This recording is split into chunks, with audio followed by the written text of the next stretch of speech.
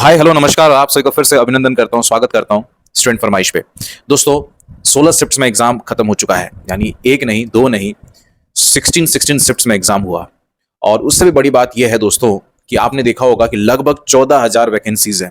I think मैं recall नहीं कर पा रहा हूं, 13,795 है शायद, जो भी है लगभग 14,000 वैकेंसीज हैं। यानी सीधा सीधा लगभग 1.5 लाख बच्चों का सिलेक्शन होना है, 1.5 लाख लोगों का सिलेक्शन होगा। 1.5 लाख लोग में अगर सिलेक्शन आपका हो रहा है तो कहीं ना कहीं यू आर वेरी लकी, क्योंकि इस बार कैंडिडेट्स भी बहुत ज्यादा थे। तो दूसरा चीज ये, जो थोड़ा बहुत सीरियस होकर पढ़ा था उसका सिलेक्शन तो तय है, 110% वो सिलेक्शन ले लेगा।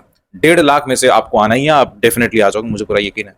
1.5 लाख में से 10,000, मतलब एग्जैक्ट फिगर नहीं बता रहा हूं, आपको राउंड ऑफ करके बता रहा हूं, तो उसमें से लगभग 10 to 15,000 लोग ऐसे होंगे जो आईबीपीएस पीओ में फाइनल सिलेक्शन ले गए, या सॉरी आईबीपीएस आरआरबी पीओ में फाइनल सिलेक्शन ले गए होंगे, आईपीएस क्लर्क में अच्छा किए होंगे, आईबीपीएस आरआरबी क्लर्क जिसका फाइनल सिलेक्शन आया है रिजल्ट, उसमें उनका नाम होगा। जो इंटरव्यू देके आए होंगे आईपीएस पीओ वो भी डेफिनेटली किए होंगे। तो 10-15 हजार लोग उनमें से होंगे। बाकी बचे 1,30,000 लोग तो डेफिनेटली जो है दोस्तों, जो आप सोच रहे हो ना कि हमारा शिफ्ट बहुत ज्यादा डिफिकल्ट था, हम शायद पास नहीं कर पाएंगे, ये गलतफहमी मत जियो, आप डेफिनेटली क्रैक करोगे। यही तो गड़बड़ होता है, यही तो रोना होता है, जो हम लोग रोते रहते हैं। हम लोग यही सोचते रहते हैं कि यार पता नहीं यार हमारा सिलेक्शन होगा या नहीं होगा। इसमें हमारा पूरा 1 महीना बीत जाएगा। आप देख लीजिए, ऑलरेडी मार्च में हम लोग खड़े हैं, नोटिफिकेशन में शायद लिखा गया है मार्च या अप्रैल 2025 को आपके मेंस का एग्जाम होगा। ये देखते देखते ना, ये सोचते सोचते कि हमारा सिलेक्शन हुआ है या नहीं हुआ है, उसमें हम अपने आप को बहुत पीछे छोड़ देंगे। और बहुत कम समय बचा है, 30-35 डेज या 40 दिन ही बचा होगा। मैं एग्जैक्ट तो बता नहीं पा रहा हूं, लेकिन वही है कि शायद 30-35-40 दिन ही होगा आपके पास मेंस एग्जाम की तैयारी करने के लिए। आप उसमें लग जाइए ना। और दूसरा ये ना, जो अभी भी मन मार के बैठे हुए हैं कि अरे हमारा शिफ्ट जो है मार्च 1 का 3rd शिफ्ट था, आई थिंक वो तो सबसे टफेस्ट शिफ्ट था, अरे उसमें गिर गया, हम अनलकी पर्सन है यार, अब तो हमारा सिलेक्शन नहीं होगा। ऐसे लोगों में बताना चाहता हूं कि नॉर्मलाइजेशन का भी कोई चीज होता है। हमने लोगों का देखा हुआ है जो कुछ सोचते हैं और उससे 5 मार्क्स ज्यादा होता है और वो सिलेक्शन ले लेते हैं। नॉर्मलाइजेशन देखो, यहाँ पे जो फॉर्मूला जो आईपीएस यूज कर रहा है वो शायद हो सकता है कि उनके साइट में हो, लेकिन नॉर्मलाइजेशन होता क्या है?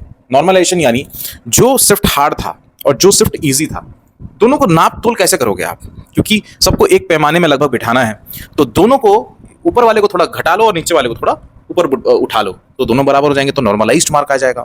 तो ये जो नॉर्मलाइज्ड मार्क है ना, यही आपके कट ऑफ को डिसाइड करता है, आपके अटेम्प्ट्स डिसाइड नहीं करते हैं। ऑब्वियस बात है कि आप अटेम्प्ट करोगे तो फिर वहां से स्कोर आएगा और वहीं से ही आपका नॉर्मलाइज्ड स्कोर आएगा। लेकिन मैं ये बताना चाहता हूं कि आपने जितना बनाया है वही आपका मार्क है, ये नहीं है, ठीक है? मार्क्स बढ़ सकते हैं और जो बहुत इजी था हो सकता है कि थोड़े 2-3 मार्क्स घट भी सकता है। बस इतना ही गुजारिश करूंगा आपसे भी से कि रिजल्ट हम एक्सपेक्ट कर सकते हैं कि मार्च मिड में, या हो सकता है कि मार्च 25 तारीख तक हो सकता है कि रिजल्ट आ जाए। लेकिन मेंस के लिए हमारे पास पर्याप्त समय नहीं है, ठीक है? 1.5 लाख लोगों का सिलेक्शन होगा और मुझे लगता है कि आपका तो सिलेक्शन हो जाएगा। लेकिन फिर उसके बाद क्या? उसके बाद ये कि हमारे पास मेंस का पढ़ने का कोई मतलब कोई हमने जो ये टाइम वेस्ट करके रखे होंगे कि चलो एक्सपेक्टेड कट ऑफ के बारे में सोच लेते हैं, कि फलाना फलाना सोच लेते हैं, इसमें जो टाइम हम गवा रहे हैं ना, फिर मेंस का पढ़ाई कब होगा? इसलिए दोस्तों मैं आप सबको बताना चाहता हूँ, मेंस की पढ़ाई करते रहिए डेफिनेटली, जो है, क्योंकि आप थोड़े बहुत भी सीरियस कैंडिडेट हो ना, तो आपका मेंस के लिए सिलेक्शन हो जाएगा, ठीक है? तो आप पढ़ते रहिए, ठीक? बाकी करंट अफेयर्स के लिए आप अनेक सारे सोर्सेस से पढ़ सकते हैं, 2-3 सोर्सेस से मिनिमम पढ़ना चाहिए। उसमें से एक सोर्स मैं आपको बताना चाहता हूं कि गाइडली का भी करंट अफेयर्स का कोर्स है, वहां से उठाइए, पढ़िए।